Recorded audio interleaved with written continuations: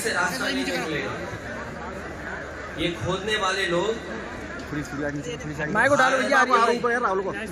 सौहार्द को खोदेंगे। और पहले भी गलत था, क्योंकि जब हमारे देश में प्लेसेस ऑफ वर्शिप एक्ट पहले से मौजूद है और प्लेसेस ऑफ वर्शिप एक्ट इस बात की पाबंदी लगाता है कि किसी तरह की चीजों में इस तरह के खुदाई के काम न हो। लेकिन भारतीय जनता पार्टी जानबूझ करके इन मसलों को इसलिए उठा रही क्योंकि किसान के सवाल पर वो बात नहीं करना चाहती। अरे नीचे कर लो यार। भारतीय जनता पार्टी से किसान ये पूछेगा कि आपने तो किसान की आय दोगुनी की बात की थी, लेकिन किसान आज भी तकलीफ और परेशानी में है। जिस समय उसे डीएपी चाहिए था, डीएपी उपलब्ध नहीं था, खाद उपलब्ध नहीं थी, जो बीजों की कीमत बढ़ी है, कीटनाशक दवाइयों की कीमत बढ़ी है और बिजली का बिल लगातार बढ़ता चला जा रहा है। जो सिंचाई से लेकर के तमाम इंतजाम थे वो सरकार करने में नाकाम रही है। और अगर फसल तैयार भी किसान कर रहा है तो उसको कीमत कहाँ मिलेगी, उसके लिए और जितने बड़े पैमाने पे बेरोजगारी बढ़ती चली जा रही है। 10 साल अगर हम 17 साल का हिसाब किताब लगाएं, इस सरकार ने बेरोजगारी बढ़ाई है, न नौकरी है न रोजगार है। तो इन तमाम सवालों से ध्यान हटाने के लिए जानबूझ करके सरकार इस तरह की खुदाई के कार्यक्रम कर रही है। और आज अगर भारतीय जनता पार्टी के अंडरग्राउंड जो पॉलिसी बनाते हैं, ये पाइपलाइन जो अंडरग्राउंड पड़ती है, उसी तरह भारतीय जनता पार्टी की विचारधारा अंडरग्राउंड अंदर ही अंदर काम करती है। ये बात पहले भी कहनी चाहिए थी। लोगों की जान चली गई, लोगों के घरों में छापे पड़ रहे हैं, बिजली के नाम पर 2-3 हजार लोगों के यहाँ एफआईआर दर्ज हो गई। अगर ये बात गलत थी भारतीय जनता पार्टी की तो जान तो वापस नहीं ला सकते हैं। उन्हें मुआवजा देना चाहिए उन गरीब परिवारों को, और जितने भी झूठे मुकदमे लगे हैं, चाहे वो संसद में हो चाहे किसी से वापस देने चाहिए।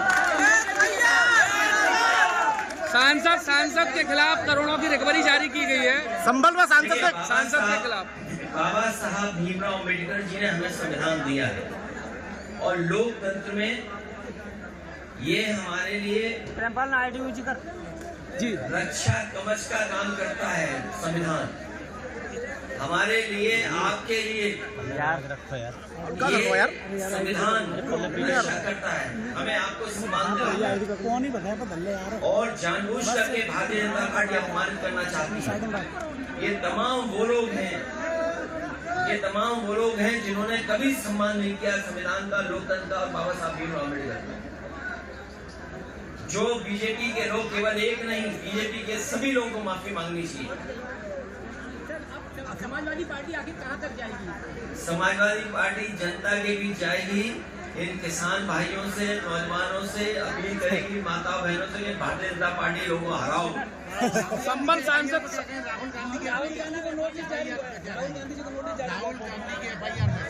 देखिए, भारतीय जनता पार्टी जानबूझ करके ऐसी बहस छेड़ना चाहती है देश में जिससे उसे लाभ मिले। वो लोकसभा परिसर की घटना है।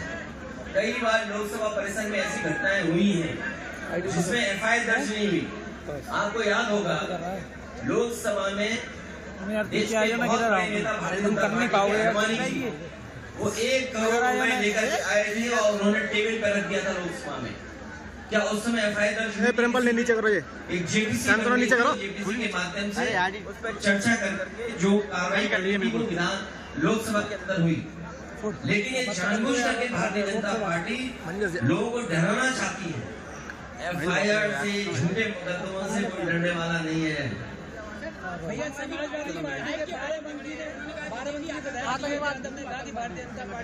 आतंकवादी संगठन हो सकता है उन्होंने ज्यादा कह दिया हो, उन्हें ये लगा हो जो नफरत फैलाने वाला दल है। आप नफरत फैलाने वाले दल को क्या कहेंगे? जो दल ये जानता हो कि इस घटना के बाद लोगों की जान चली जाएगी, उस दल को आप क्या कहेंगे? ऊपर करो। केवल एक जगह नहीं, कई उदाहरण में दे सकता हूँ जहाँ पर भारतीय जनता पार्टी ने इस तरह नफरत फैलाने का काम किया है। भैया संभल में मंदिर जगह जगह निकल रहे हैं और शहरों में भी ये स्थिति बनती है। ये फिरोजाबाद तो बहुत पुराना शहर है, यहाँ अगर खोद दो तो न जाने क्या मिले। कई ऐसे भाजपा के नेता है, उनके घर खुद जाए तो न जाने क्या मिलेगा उससे। भाजपा के नेताओं के भी घर खुद जाए तो न जाने क्या मिलेगा उसके अंदर। मान लो भगवान श्री कृष्ण को याद कर रहे हैं तो 5000 साल हुए भी, 5000 साल ही हुए क्या स्वामी जी, कितने साल हो गए? 5000 साल की तो हम इतिहास जानते हैं। ये धरती 1 लाख साल से, और मनुष्य कब से आ रहे, कब से जा रहे हैं, तो कहीं खोद दो के क्या मिल जाए वहां पर। सर संभल सांसद जी पे बिजली चोरी कर कोई मुकदमे पर लगा। अरे पत्रकार साथी, जालौन में एक पत्रकार ने भारतीय जनता पार्टी के खिलाफ न्यूज निकाल दी, उसके कपड़े उतार दिए थे, उसे नंगा कर दिया। उस बात में नहीं गई है, उस बात में नहीं गई है, ये बिकाऊ है। ये देखिए, ये सब सोशल मीडिया का जमाना है। अब आगे की रणनीति क्या भैया? आगे ऐसा नहीं जो चीजों को मैं जानता हूँ, इन चीजों को कैसे ये फेस सब करेंगे? नौजवान जानते हैं। इसलिए हम समाजवादियों की या जो भी सरकार में है उसके सामने चुनौतियां बनी है कि इन नौजवानों का भविष्य कैसे बेहतर हो।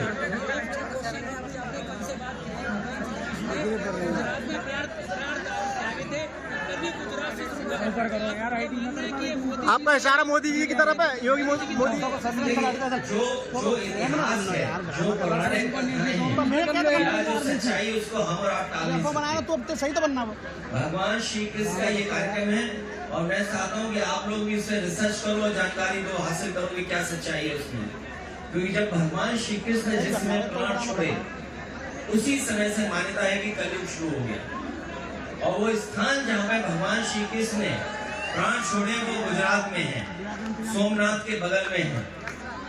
और जिस पेड़ पर भगवान श्री कृष्ण बैठे थे, अगर मैं आपसे पूछूं कौन सा पेड़ था तो बता सकते हो क्या?